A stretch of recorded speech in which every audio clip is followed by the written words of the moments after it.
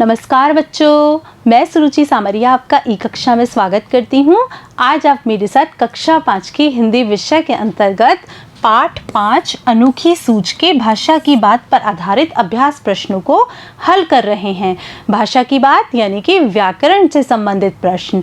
तो बच्चों देखते हैं हमारा पहला प्रश्न क्या है। टूट पड़ना एक मुहावरा है जिसका अर्थ है झपटना।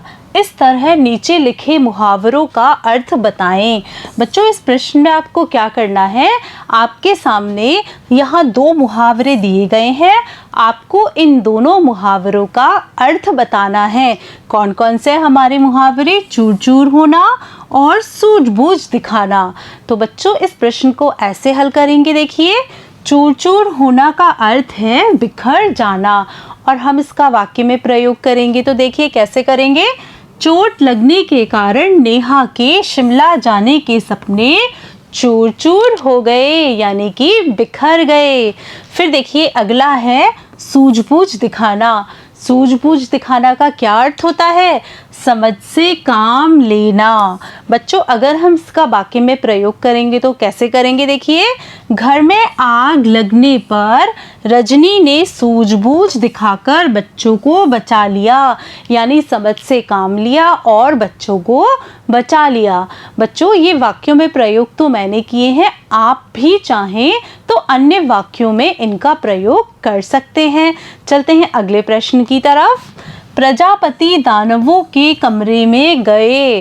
देखिए आगे इस वाक्य में के दानवों और कमरों का संबंध बता रहा है। का, के और की ये तीनों संबंध बताने के काम आते हैं।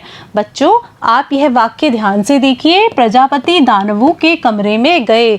यहाँ पर जो के शब्द है वह दानव का और कमरे का संबंध बता रहा है।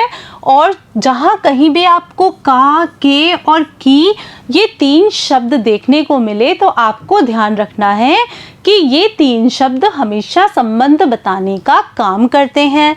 संबंध देखिए, जहाँ एक संज्ञा शब्द का दूसरे शब्द के साथ संबंध बताया जाए उसे संबंध कारक कहते हैं। इस संबंध को बताने वाले का, की, के को संबंध कारक चिन्ह कहते हैं। बच्चों ये जो का, के और की है ये संबंध कारक चिन्ह है। ये हमेशा संबंध बताने का कार्य करते हैं। किसके संबंध बताने का कार्य करते हैं? संज्ञा शब्द का अन्य शब्दों के साथ संबंध बताने का कार्य करते हैं। इस प्रश्न में आपको क्या करना है, अब तुम पाठ में से 5 वाक्य छांटो जिनमें का, की, के का प्रयोग हुआ है। हम यहाँ पर क्या करेंगे, हम हमारी कहानी में से 5 ऐसे वाक्य छांटेंगे जिनमें कि का, की और के का प्रयोग किया गया हो। ये का, की और के बच्चों क्या करते हैं? ये संबंध बताने का कार्य करते हैं। और जब हम 5 वाक्य छांटेंगे तो हमारे 5 वाक्य कौन कौन से हैं? देखिए, दूसरे दिन दोनों पक्ष भोजन के लिए पहुँचे। फिर देखिए, वे एक दूसरे का मुंह ताकने लगे। फिर देखिए, प्रजापति की आज्ञा का पालन होना चाहिए। वे लड्डू एक दूसरे के मुंह में देने लगे।